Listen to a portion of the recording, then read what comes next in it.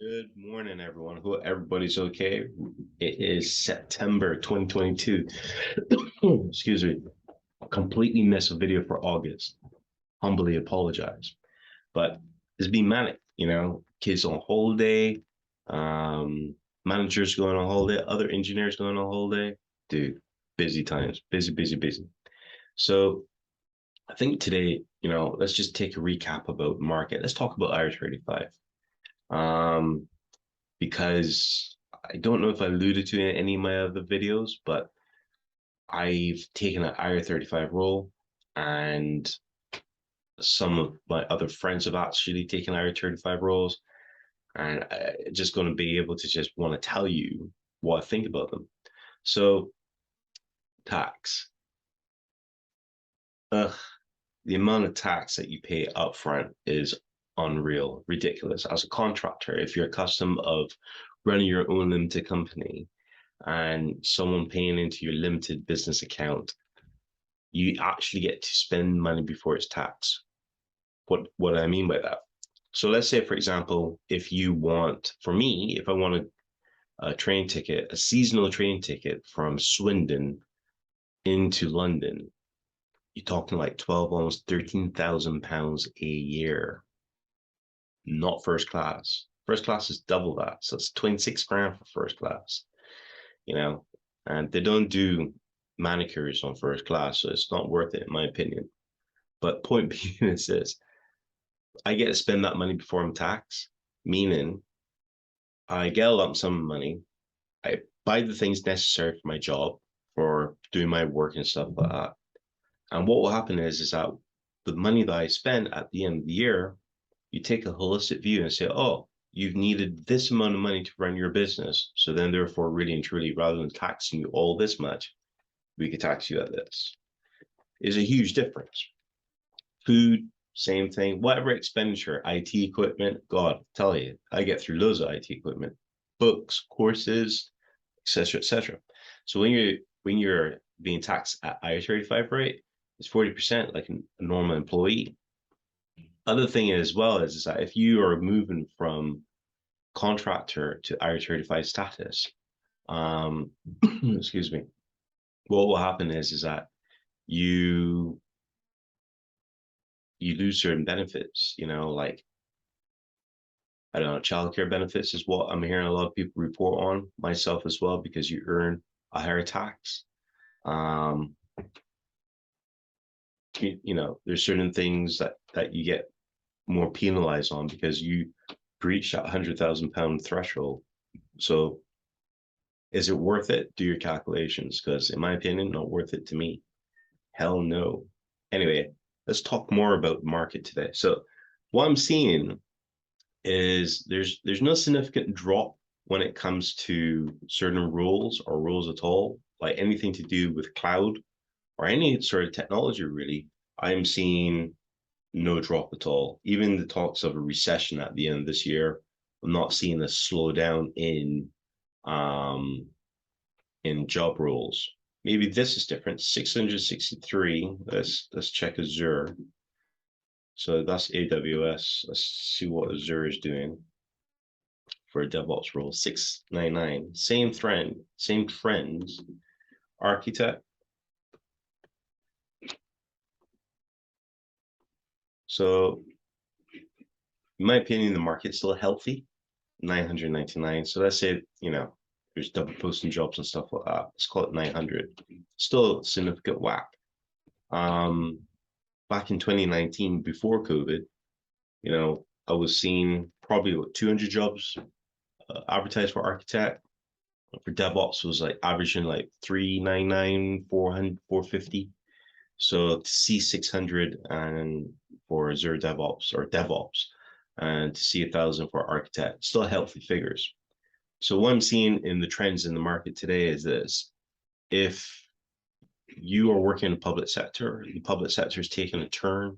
When I say public sector, it's just like working for the Ministry of Justice, um, DUFRA, BES, all these other companies, DWP. What I'm seeing is that if you're a contractor directly hired with that company, even if you're inside IR35, the movement is to go to permanent staff. So you're seeing a lot of contractors being released for that.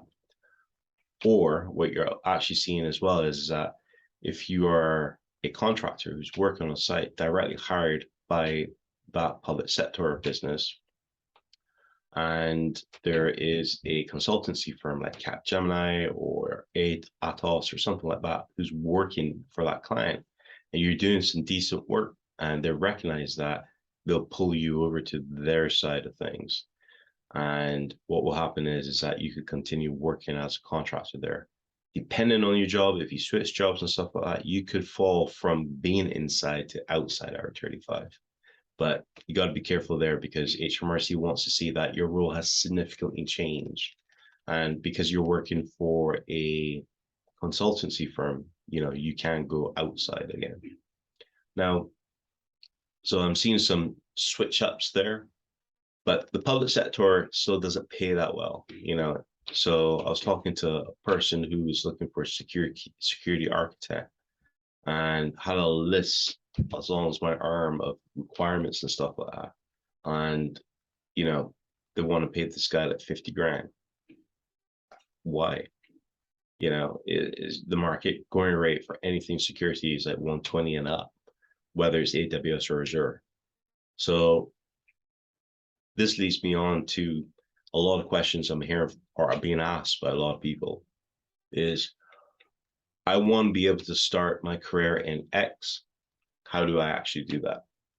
Well, you could find roles like working for public sectors who not a lot of people are going to apply for them. Reason being is because who wants to do a £120,000 job for 50 grand? Come on. So what will happen is that it's really easy for you to then apply for that kind of job and do that, get the experience, and with due respect, move on. Do a good job, do everything well, learn, and you can move on from that kind of role. So, anything to do with Azure DevOps, AWS DevOps, architecture, anything of the sort, it's because it's more of an introductory role. You can go in there, learn, do a good job, and then basically, move on to your next paying role, or, solidified your career. It takes longer, but it's okay. Remote jobs, seeing them, I'm seeing some jobs coming in that are remote. I'm seeing some jobs coming in that are hybrid.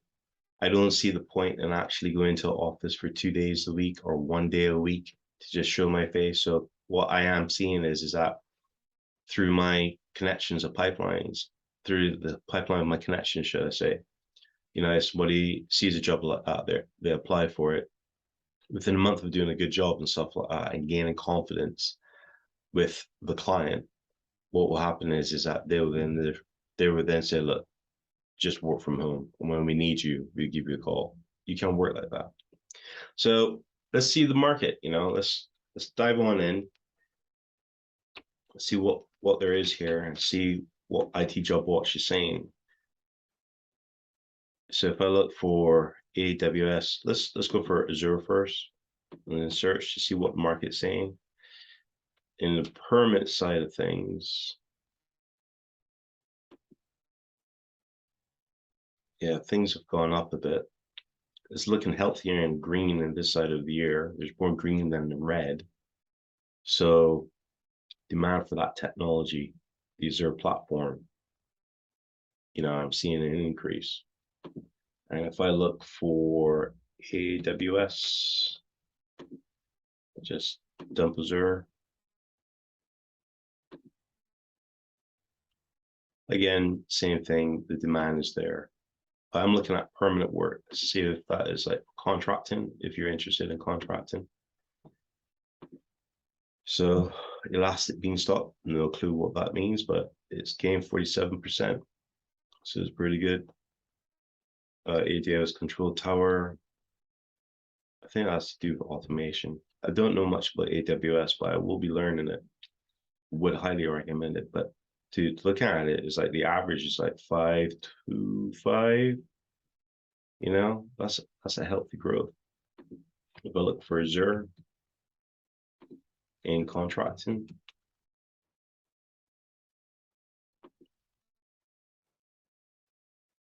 I'm looking at just the average, probably 525 again. Could be the average. No, maybe 500, maybe 500. But if you're looking for a role that's going to pay you £500 a day, you know, you're happy with that. Most likely going to bag something fully remote. You know, AWS or Azure is going to do the job. But which one to do? So it's more or less about taste. You know, I'm hearing a lot of people saying that, you know, AWS is far easier to work with than Azure. I'm hearing a lot of people saying they prefer Azure over AWS. It really depends on what you like doing. So that's about it. So in this video, more or less, you know, just do a quick recap about jobs in market, trends I'm seeing.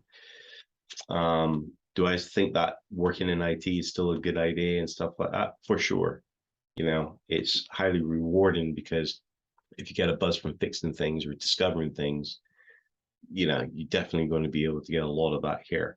Do I think that it's going to die down anytime soon? Doubt it, man, because, you know, everything is demand in IT.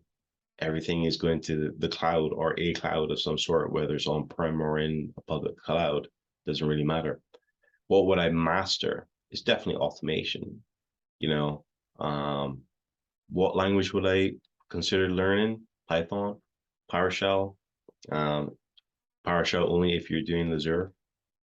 But, you know, Python is a fluid language being used across not only multiple platforms and multiple automation, but multiple vertical interests or topics within a cloud. What do I mean by that? So if you're doing security, artificial intelligence, data, DevOps, SecOps, doesn't matter.